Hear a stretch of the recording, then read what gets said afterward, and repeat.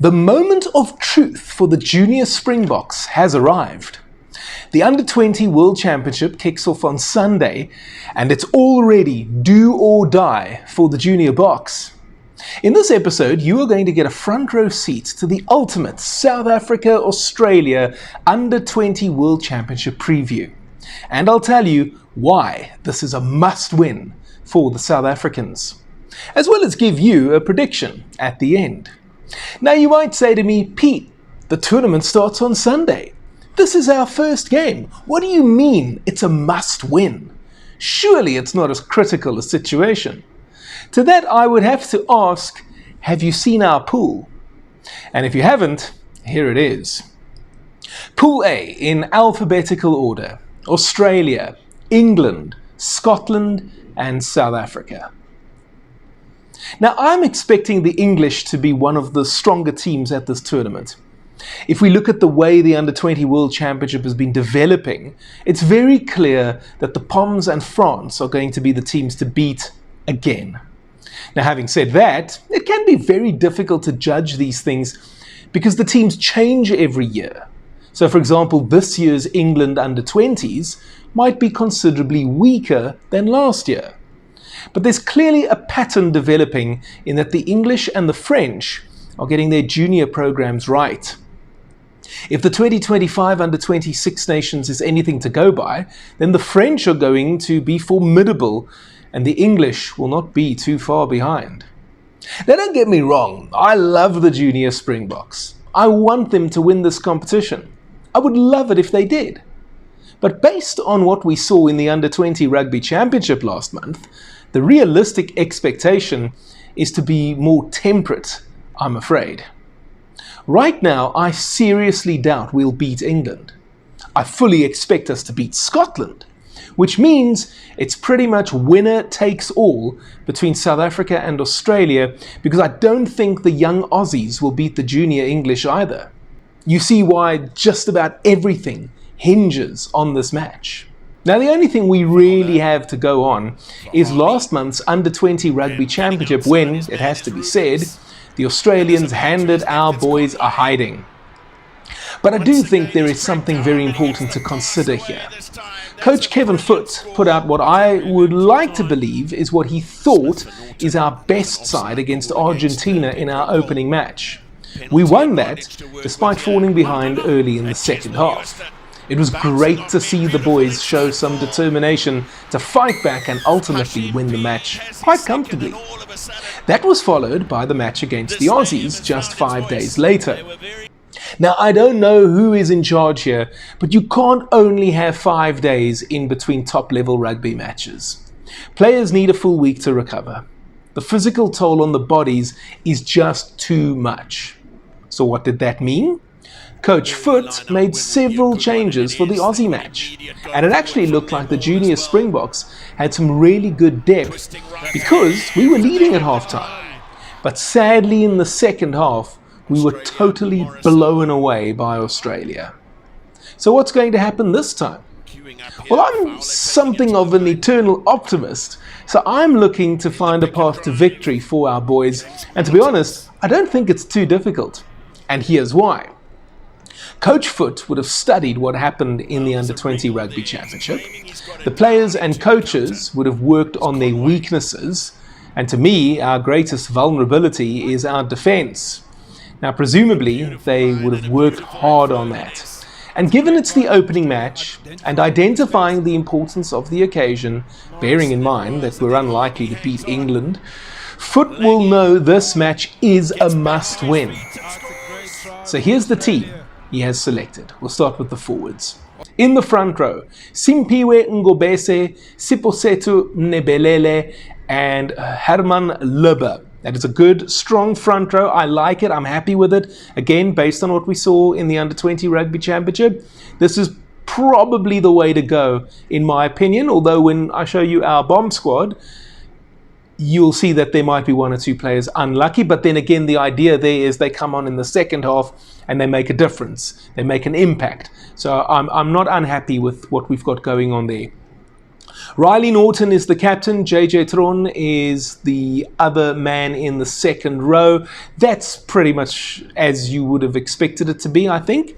I'd almost say that the second row chooses itself. And then in the back row, 3 players who I really, really like, including 1 or 2 that have been left out, but on the bench, that could easily have been in the starting 15 as well. Here's our 6, 7, 8. Ola Nyali, Batobele Hlekani, and Wandile Mlaba. Hlekani in particular, a player that I have really liked the look of in that Under-20 Rugby Championship. As you guys know, if you've been watching my videos for a while now, I've got a real soft spot for a loose forward. Hlekani certainly does it for me.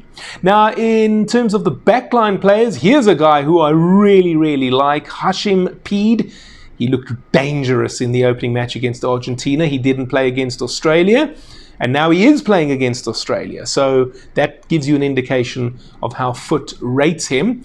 He will start alongside Vusi Moyo, who I think was our best fly half in the Under-20 Rugby Championship. Having said that, I don't think that 10 was a particularly strong position for us in that Under-20 Rugby Championship. So I'm expecting to see more from Vusi. But again, I wasn't unhappy with what I saw from him in that Under-20 Rugby Championship, but I do think he can give us more, and I'm hoping to see that on this occasion. On the wings, we've got Sian Glozi and Cheswell Ewerster. Again, that means that there's an important player that misses out, but you'll see again when I show you our bomb squad that some of the better players, or some of the players that you might have thought that are unlucky not to be in the starting 15, have made their way among the replacements, meaning that they are going to come on later and hopefully make a difference. Albie Bester, I think he has made the 12 jersey his own, and Dimitri Erasmus are our centre combination, and we've got Guillermo Mentu at fullback. Good player. I like him. I was impressed by him in the Under-20 Rugby Championship. So I've mentioned that bomb squad. Here are our replacements. I mean, I'm calling them the bomb squad.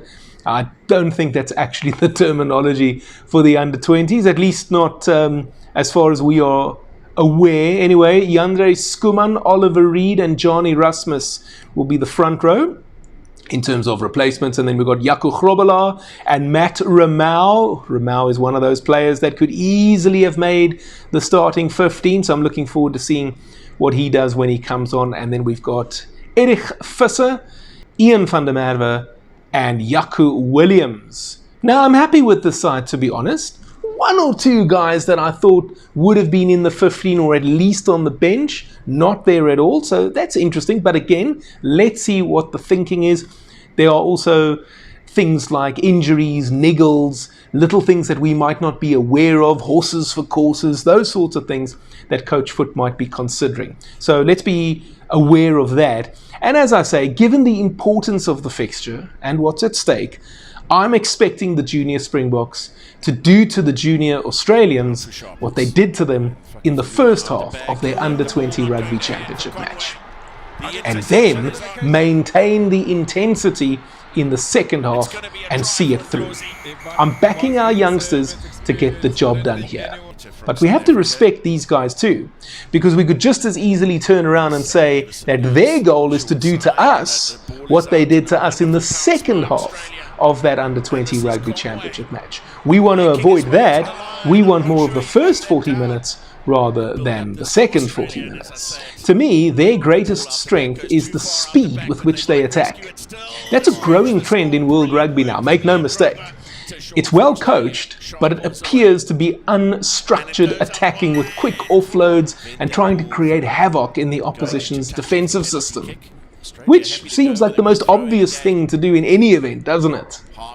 But in any event, the Australians are very good at this. And so the danger is you've got their great attack against our leaky defense.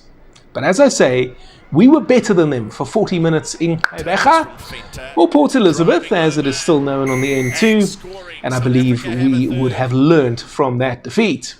Now, just a quick reminder of the format of the tournament, guys. Not only do we need to beat the Aussies, and I'm expecting a win over the Scots, which will then be sufficient to finish second, because I'm not confident we'll beat England, but the tournament consists of only 12 teams.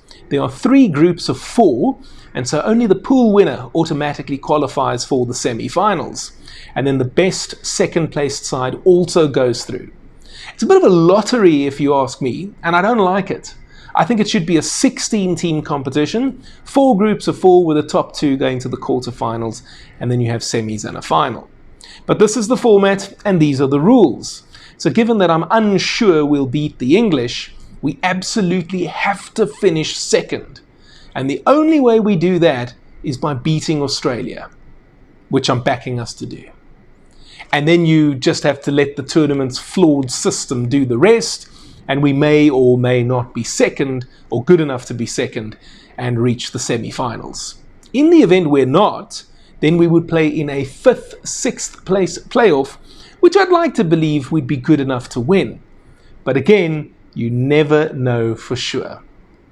So in terms of a score prediction, because I know you want one, I'm going to go Junior Springboks 25, Australia 19. But what do you think? Do you agree that our youngsters have learnt the lessons from that defeat to the young Wallabies last month and can turn things around? Or is it going to be more of the same and we should get ready for more disappointment? Let me know in the comment section down below. And while you're down there, may I also encourage you to sign up on my Patreon page. I would love to do this full-time, guys, and go to Australia and cover the Rugby World Cup for you in 2027 from down under with daily coverage. If you sign up, you can get your name mentioned in my videos. You can get discounts on my soon-to-be-launched merchandise store. You can stand a chance to win the actual Springbok jersey that was launched earlier this week. You can also stand a chance to win the soon-to-be-released James Small biography. You might also be able to have quarterly Zoom calls with me where we discuss Springbok players, matches and tactics, and you might even be able to get me to write an ebook for you on your favorite player. It starts from as little as $5 per month. That's US dollars, not Zimbabwean dollars. And if that sounds like something you want to be a part of, then head on over to my Patreon page and sign up right now. The link is in the description down below. And if you're not yet ready to support me in that manner, you can also just crock roll the like button. You can also subscribe to my channel if you haven't already done so. And if you're watching this video on Saturday, the 28th of June, which I hope you are, and it's still early in the day, please go check out my ultimate preview of the Springboks and Barbarians who play later in the day. That video is in your screen over here, and if you've already seen it, why not go learn more about the Junior Springboks in this video where I did a full deep dive into their performance in the Under-20 Rugby Championship. And I'll see you next time.